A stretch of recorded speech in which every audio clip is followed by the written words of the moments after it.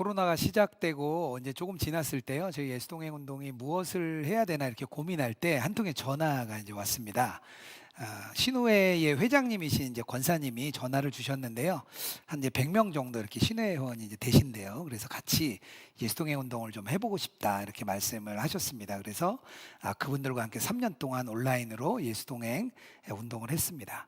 3년 동안 이제 훈련을 했더니요. 이 100명의 아주 귀한 회원들이 정말 예수님과 동행하는 증인들이 많이 일어났고 또 그 안에서 또 삶으로 드러나는 분들도 많이 나타나셨습니다. 그래서 너무 좀 행복했어요.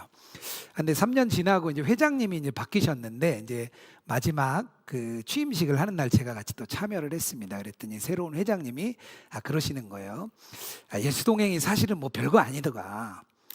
그리고 꼭 동행일기 같은 거 꼭 쓸 필요 없다. 그냥 우리가 하는 모든 신앙의 활동이 다 예수 동행이지 뭐 그렇게 특별하고 유별나게 할 필요 없다. 이렇게 이야기를 하셨습니다. 제가 걱정이 됐어요. 큰일 났다.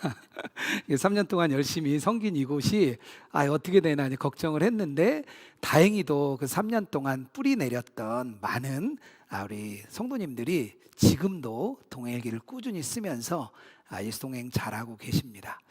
여러분들은 예수님과의 동행이 무엇이라고 생각하십니까? 우리가 하고 있는 모든 신앙의 행위들, 활동들이 다 예수님과 동행이라고 생각하십니까? 그래도 지금 이렇게 온라인으로 참여하시고 또 오프라인까지 오신 분들 정도라면 진짜 교회에서 정말 열심을 다하는 우리 성도님들이실 텐데요. 묻고 싶어요. 예수님과 동행이 무엇인가 한번 물어보고 싶습니다. 저는 제 모교회가 선한 목자 교회입니다. 그래서 이제 어려서 이제 학생 때부터 시작해서 교회에서 자라고 또 교회에서 집사 직분도 받고 또 교회 다니면서 제가 또 직장 생활을 한 13년 정도 이렇게 했습니다. 그런데 제가 직장 생활을 하면서 그리스도인으로 살아가는 게 너무 힘이 들었어요. 늘 넘어지고 쓰러지는 게 제 직장 생활의 대부분이었습니다. 그래서 제가 한 게 있었어요. 뭐냐면 열심을 냈습니다. 제가 교회 생활을 참 열심히 했는데요. 토요일 주일은 뭐 당연히 교회에서 거의 뭐 살다시피 했고요. 그리고 교회에서 이제 소그룹 리더, 감리교니까 속장이라고 하죠. 속장은 한 10년 정도 했습니다. 그리고 성가대, 우리 청장년들 성가대 대장을 제가 또 한참 했어요. 그만큼 교회 안에서 하는 행사, 사역 열심히 참여했습니다. 또 말씀에 굉장히 갈급함이 있어서요. 매년 성경 일독했고요. 어떤 때는 뭐 3독도 하고 5독도 했습니다. 제가 직장이 좀 멀어서 오가는 길이 길었는데요. 대부분 하루에 이제 직장을 가는 차 안에서 보통 서너 편의 설교를 들었습니다. 뭐 엄청난 열심이었죠.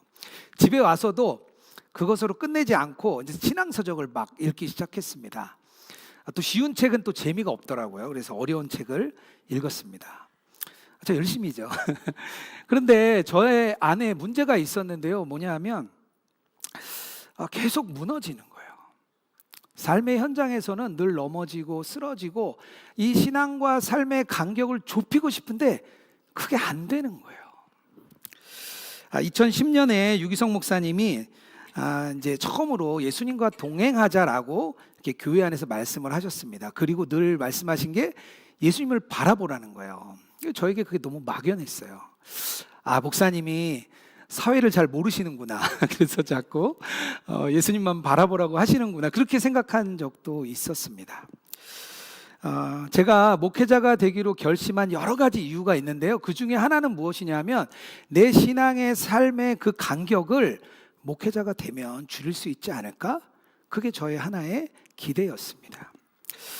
그때 제 인생에서 아주 특별한 일을 하나 만났습니다. 뭐냐 하면 제가 신대원을 가겠다고 하니까 유 목사님이 저를 부르셨어요. 그러더니 한번 교회 사역을 맡아보겠냐. 그래서 제가 너무 감사합니다 말씀을 드렸는데 그때 저에게 맡겨주신 사역이 예수동행 운동이었습니다. 근데 제가 그때 놀랍게도 일기를 안 쓰고 있었어요. 일기를 거의 안 쓰고 있었는데 유기성 목사님이 저에게 덜컥 맡겨주신 거예요. 제 안에 기대 반 또 우려 반이 있었습니다. 정말 예수님과의 동행이 나의 신앙과 삶의 간격을 좁힐 수 있을까? 그렇다면 정말 예수 동행하고 싶다. 그 마음이 제 안에 있었습니다. 그렇다면 어떻게 우리는 예수님과 동행할 수 있을까요? 그게 오늘 제가 나누고 싶은 이야기입니다. 오늘 말씀에 의하면 첫 번째로 예수님과 동행하는 것은 우리가 예수님 안에 거하는 것입니다. 15장 4절 말씀이에요. 내 안에 거하라 라고 말합니다.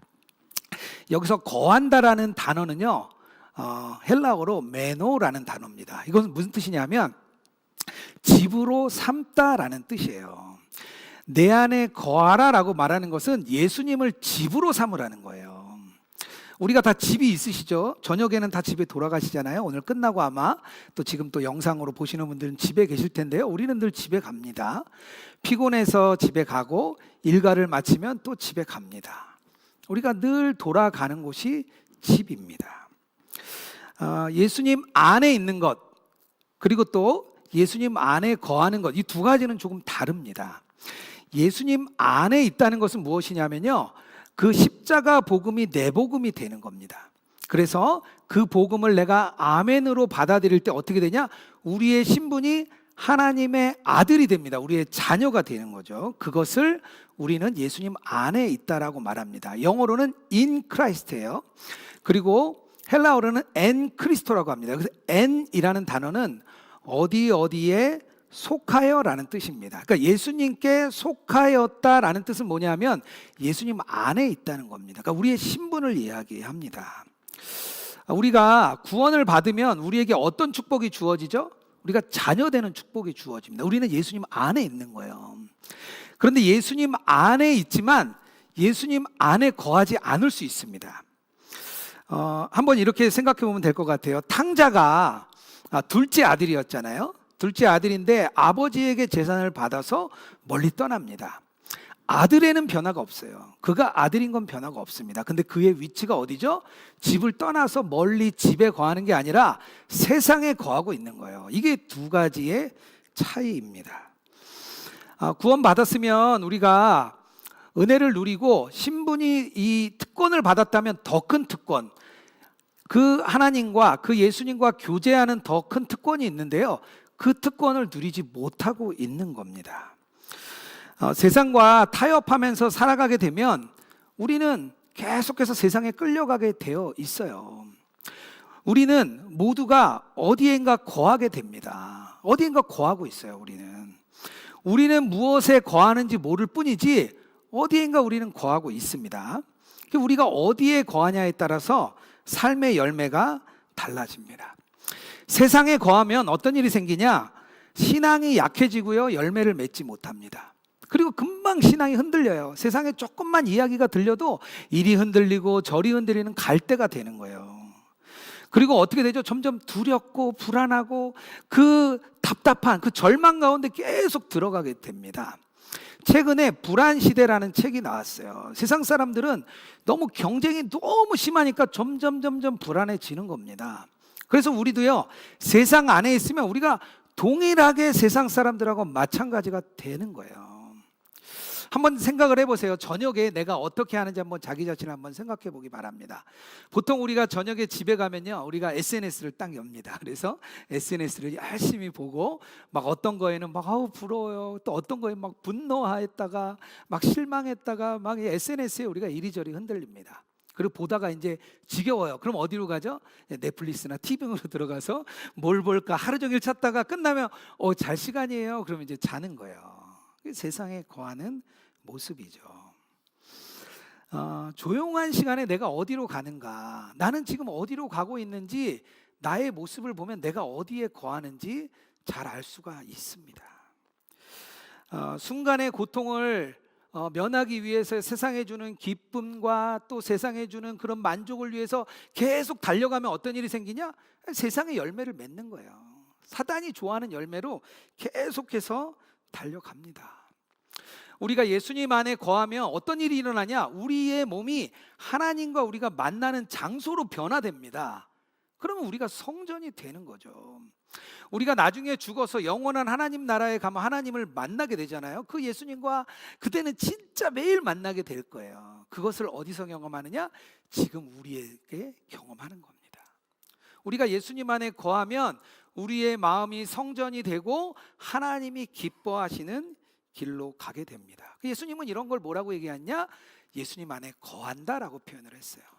사도 바울은 조금 다르게 표현했는데요. 뭐라고 얘기했냐? 나는 죽고 예수로 산다, 이렇게 얘기를 했습니다. 달라스 윌라드는요, 하나님과 동행하는 삶이다, 이렇게 얘기를 했어요. 그리고 로렌스 형제는 이렇게 얘기했습니다. 하나님의 임재 연습이라고 얘기를 했습니다. 저는 이 마지막 표현이 참 좋아요. 하나님의 임재 연습. 우리가 살아가는 삶이 연습이구나. 우리가 주님과 동행하는 훈련을 하는구나. 그게 우리의 삶이 되는 겁니다.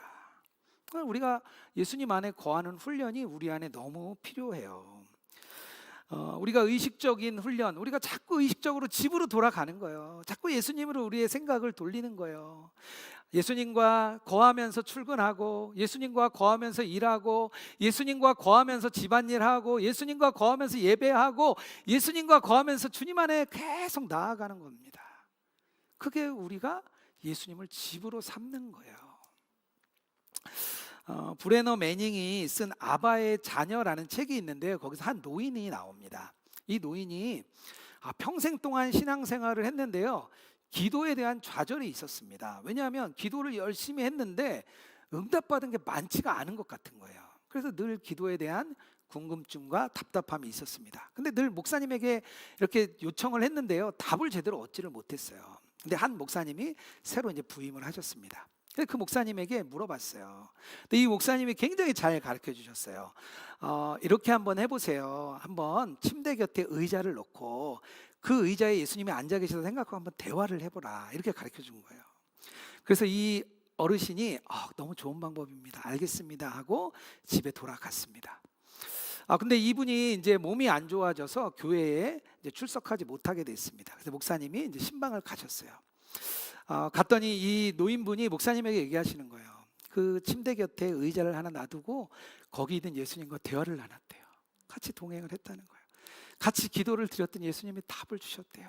그래서 그 예수님과 아주 가까운 관계를 유지하고 있다고 그렇게 얘기를 했습니다. 그래서 목사님이 너무 기쁘게 이제 돌아가셨어요. 얼마 뒤에 따님에게 전화가 왔습니다. 아버지가 소천하셨습니다 라고 이렇게 전화를 주셨어요. 그런데 그 따님이 목사님에게 얘기하는 거예요. 우리 아버지가 근데 너무 특이하게, 특별하게 돌아가셨습니다. 그래서 어떻게 돌아가셨습니까? 물어봤더니 아버지가 침대 맡에 있는 의자에 이렇게 머리를 두고 돌아가셨대요. 예수님과 함께 하고 싶었던 거죠. 예수님의 무릎에 머리를 두고 싶었던 거죠. 이런 모습이 예수님과 동행하는 삶이에요. 이런 모습이 예수님 안에 거하는 그런 삶입니다. 제가 섬기는 로그인 처치는 예수동행 운동을 기반으로 하고 예수동행 훈련을 함께하는 그런 교회, 온라인 교회입니다. 저희가 여러 곳에서 오시는데요, 미국에 계신 한 장로님이 이제 등록을 하셨습니다. 연세가 91세가 되세요. 근데 동행일기를 참 잘 쓰세요. 근데 이 장로님이 그 갈망이 있으세요. 예수님과 동행하고 싶고, 내가 정말 예수님과 동행하는지 늘 점검해 달라고 저에게 얘기를 하세요. 장로님의 일기를 제가 조금 읽어드릴게요. 제가 장로님과 전화해서 허락을 받았습니다. 제가 조금 읽어드릴게요. 제 삶의 첫 번째 우선순위는 주님 사랑, 주님 열망이라고 고백한 순간이 있었습니다. 그런데 자녀로서 삶의 열매가 맺혀지지 못했을 때 열매 맺지 못함에 좌절하였습니다. 예수동일기를 써가면서 주님과의 바른 관계를 맺으면 열매는 부수적으로 주어진다는 것을 깨달아 가고 있습니다. 제가 늘 깨어서 기도하는 삶을 간구했던 순간이 있습니다. 저의 기도 제목은 응답도 성취도 아니고 하나님과의 친밀한 동행이라고 제 수준에 지나치는 고백을 드렸었습니다. 주님과의 친밀한 동행이 아닌데 착각하지 않기를 바랍니다. 그리고 주님께 솔직하기 바랍니다. 그래서 장로님께 말씀드렸어요. 장로님, 너무 예수님과 잘 동행하고 계세요. 장로님의 일기는 정말 예수님과 동행하는 아름다운 고백이에요. 그렇게 제가 말씀도 드리고 메일 댓글을 달아드립니다. 이런 모습이 예수님 안에 거하는 모습이에요. 우리 안에 갈망이 있습니다. 예수님과 그 안에 거하고 싶은 갈망이 우리에게 일어나는 거예요. 예수님 안에 거하는 삶, 예수님을 집으로 삼는 삶, 그런 저와 여러분 되기를 주님의 이름으로 축복합니다. 한 가지 더 있는데요. 두 번째로 예수님과 동행하는 것은 그 예수님이 내 안에 계시다는 것을 깨닫는 겁니다. 동일하게 15장 4절이에요. 내 안에 거하라, 나도 너희 안에 거하리라. 예수님이 우리 안에 오셨을 때 우리가 특별하게 깨닫는 게 있는데요. 뭐냐면 우리의 연약함을 발견하게 됩니다. 예수님이 우리 안에 오시니까 깨닫게 되는 거죠. 예수님이 사실 엄청난 빛이십니다. 거룩하시고 밝은 빛이세요. 그 빛이 우리 안에 오니까 우리 안에 있는 더러운 죄성, 음란함, 교만 이런 게 다 비춰지는 거예요. 다 드러나는 거예요. 그러니까 그걸 보고 나니까 우리가 너무 부끄러운 거예요. 한번 이렇게 생각을 해보세요. 우리가 차를 탔는데 차에 햇빛이 너무 세게 들어오는 거예요. 그럴 때는요, 우리가 그전에 보지 못했던 먼지가 엄청 많습니다. 그전에 차를 탈 때 몰랐다가 햇볕이 너무 많이 비치면 막 먼지가 너무 많은 거예요. 그럼 그때서 이제 막 창문을 열고 환기를 우리가 막 시키게 됩니다. 마찬가지예요. 예수님이 우리 안에 오시면 우리가 그것을 발견하는 거예요. 우리의 죄된 본성을 발견하고 주님 앞에 너무 부끄러운 우리 자신을 깨닫게 되는 겁니다. 그러니까 우리가 연약하다는 것을 알게 되는 거죠. 요한복음 12장 46절에 이렇게 말씀하십니다. 나는 빛으로 세상에 왔으니 무릇 나를 믿는 자로 어둠에 거하지 않게 하려 함이로다. 예수님이 이렇게 말씀하고 있습니다. 사도 바울이 정말 예수님을 믿기 전에 많은 사람들을 박해를 했습니다. 그때의 이름이 사울이었습니다. 사도행전 9장에 보면 이제 사도 바울이 공문서를 하나 받았어요. 그래서 예수 믿는 사람들을 잡아들이려고 다메섹으로 막 달려갔습니다. 막 달려가다가 예수님을 만났습니다. 빛이신 예수님을 만났더니 눈이 멀어버렸어요. 그래서 아무것도 할 수 없는 상황이 되어버렸습니다. 그래서 사람들이 이 사울을 데리고 다메섹까지 데리고 들어갑니다. 앞을 볼 수 없는 그런 상태가 되었어요. 그가 조금 전까지도 자기 두 발로 걸었던 사울이 예수님을 만나고 나니까 아무것도 할 수 없는 상태가 되어버렸습니다. 이게 바로 예수님을 빛으로 만나는 상태입니다. 우리가 예수님을 만나고 예수님이 우리 안에 계시다는 걸 깨닫는 사람은요, 우리 안에 그 연약함 때문에 우리가 막 어쩔 줄 모릅니다. 예수님과 동행하는 사람이 가장 먼저 발견하게 되는 나의 감정입니다. 예수님이 우리 안에 오셨을 때 우리가 그것을 발견해야 돼요. 우리가 그것을 발견하면 우리가 그 다음에 어떻게 되냐? 그 예수님께 의지하게 됩니다. 내가 아무것도 할 수 없구나, 내가 정말 연약하구나, 그것을 발견하면 우리는 그때부터 주님을 의지하게 되는 거예요. 사도 바울이 이제 사람에 이끌려서 다메섹에 들어갔습니다. 거기서 누워 있었어요. 아무것도 할 수 없는 상황이 됐어요. 그때서야 예수님이 아나니아를 보냅니다. 아나니아가 사도 바울에게 가도록 막 설득을 해요. 그래서 아나니아를 보내서 아나니아를 통해서 눈을 뜨게 하십니다.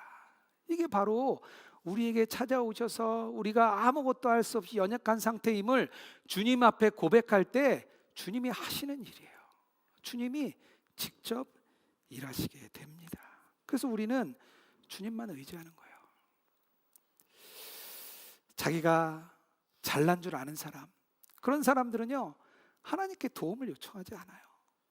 내가 다 할 수 있는 사람은요, 절대 예수님께 도움을 요청하지 않습니다. 저는요, 성공한 사람이에요. 저는요, 세상에서 존경받는 사람이에요. 저는요, 이렇게 큰 교회를 이루었어요. 저는요, 매일 새벽 예배하는 사람이에요. 저는요, 성경을 제가 몇 번 읽었는지 몰라요. 저는 그런 사람이에요. 우리가 어느 순간 그렇게 되어갑니다. 우리가 예수님을 믿을 때 그 연약하고 부끄러웠던 우리의 모습은 없어지고요, 우리는 점점 자기의 열심과 노력으로 나의 의가 채워지고 자기 자만이 채워지고 자기 교만이 채워져서 이제는 주님 필요 없어요.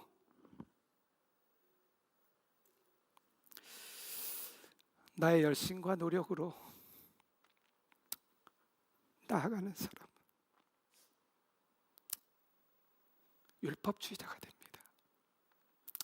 어느새 복음은 없어지고 다른 사람을 정죄하고 판단하는 위치로 갑니다.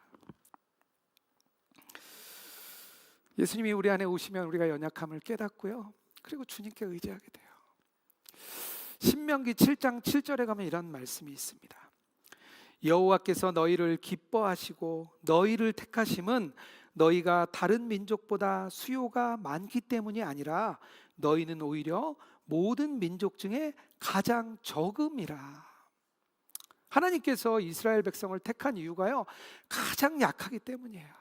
가장 적기 때문이에요. 그래서 하나님이 그 이스라엘을 택하신 거예요.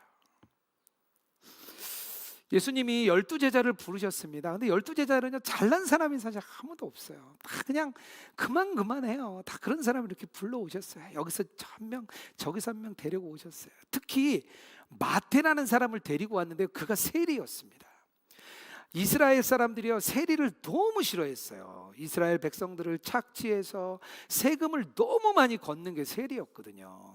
근데 예수님이 세리를 불러서 같이 밥 먹는 모습을 보고요, 막 이제 바리새인과 유대인들이 막 화를 냅니다. 마태복음 9장 11절이에요.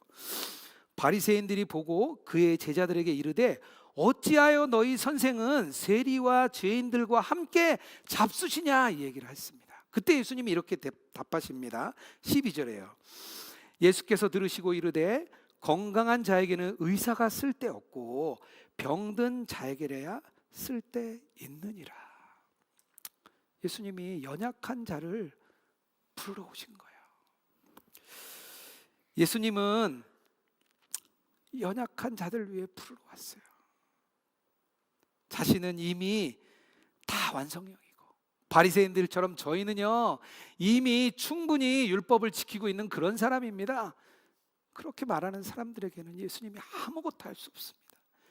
예수님이 한 발짝도 그를 도우실 수가 없습니다. 나의 연약함을 깨닫고 예수님 앞에 나아가는 사람만 주님이 일하실 수가 있습니다.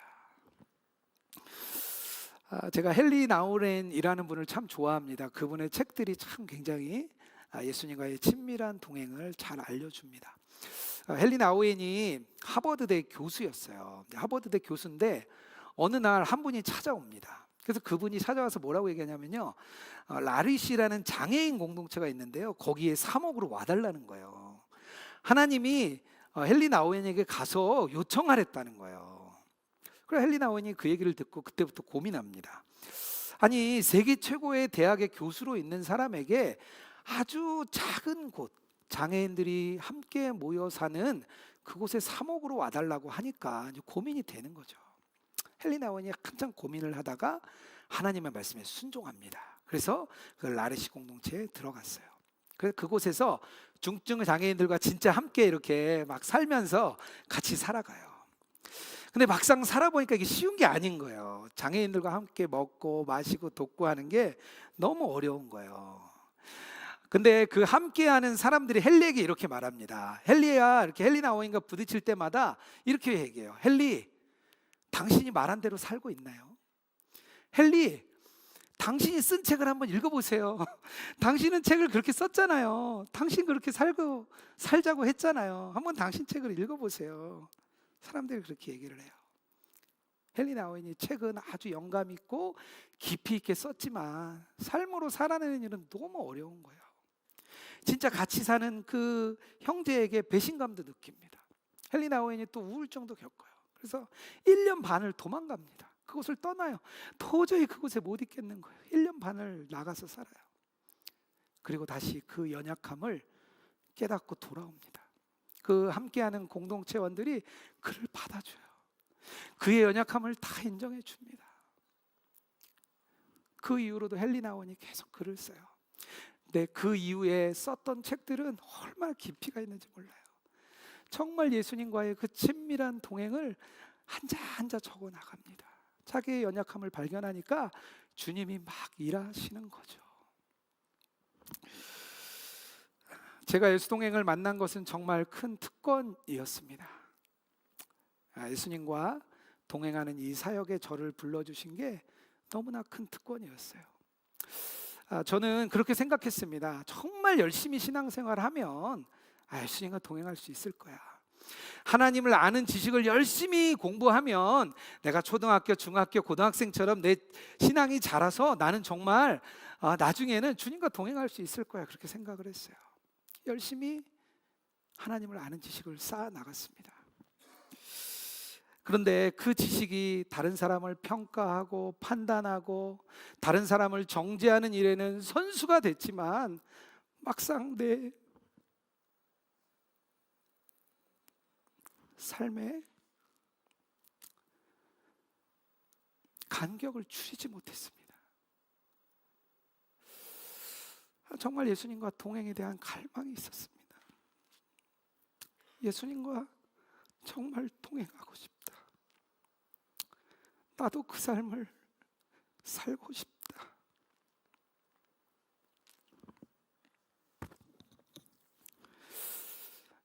그렇게 또 13년이 흘렀습니다. 직장 생활 제가 13년 했는데요. 예수님과의 동행을 13년 했어요. 정말 예수님과 동행하고 싶었고 그런 말씀을 전하고 싶었습니다. 유기성 목사님이 저희 제자들에게 늘 하시는 말씀이 있는데요. 꼭 이 말씀을 하세요. 전하는 말씀과 삶의 간격이 절대 벌어져서는 안 됩니다. 당신들이 전하는 말씀과 삶이 가까워야 됩니다. 그 말씀을 늘 해주고 싶어요. 그렇게 해주고 계세요. 정말 예수님과 동행하는 것 같다가 어떤 날은 또 막 무너집니다. 예수님과의 그 삶이 정말 되는 것 같았다가 어떤 데는 다시 원위치가 되는 것 같아요. 나는 안 되는 건가? 그런 답답함이 올 때도 있습니다. 그럴 때 저는 다시 주님 앞에 갑니다. 그리고 저의 연약함을 내려놓고 다시 예수님을 의지합니다. 그럼 예수님이 다시 힘을 주세요. 다시 막 갈망을 주세요. 그래, 예수님과의 동행에 대한 그 갈망, 그래, 그거만 됐지. 그러면 주님이 더 뜨겁게 인도해 주십니다. 여러분들의 신앙과 삶의 간격은 어떻습니까? 말씀대로 살고 계십니까? 정말 동행일기에 적는 대로 삶을 살아가고 계십니까? 주님의 오늘 우리에게 묻는 질문입니다. 우리가 늘 예수님 안에 거하는 그런 저와 여러분 되기를 축복합니다. 특별히 우리 안에 계신 예수님, 그분을 발견하고 또 우리의 연약함을 깨달을 때 주님이 일하십니다. 예수님 안에 거하고 예수님 우리 안에 거하는 그 삶, 그 길을 걸어가는 분들은 예수님과 동행하는 길이 됩니다. 함께 걷는 그 길이 되기를 주님의 이름으로 축복합니다. 이 시간 함께 찬양하면 좋겠는데요. 이것이 영원한 삶이라는 찬양인데요. 오늘 제가 나눈 말씀과 너무 잘 맞는 가사인 것 같습니다. 우리 이 찬양을 하나님께 올려드리도록 하겠습니다.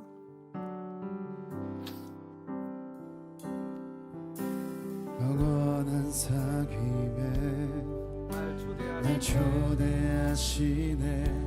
주님을 누리며 사는 것, 날 지으신 대로, 날 지으신 대로, 날 부르신 대로, 날 부르신 대로 주님과 함께 걷는 삶, 이것이 영원한 삶, 이것이 영원한 삶, 이것이 영원한 내가 주 안에, 주는 내 안에 참 하나님과 그 아들 아는 삶, 이것이 영원한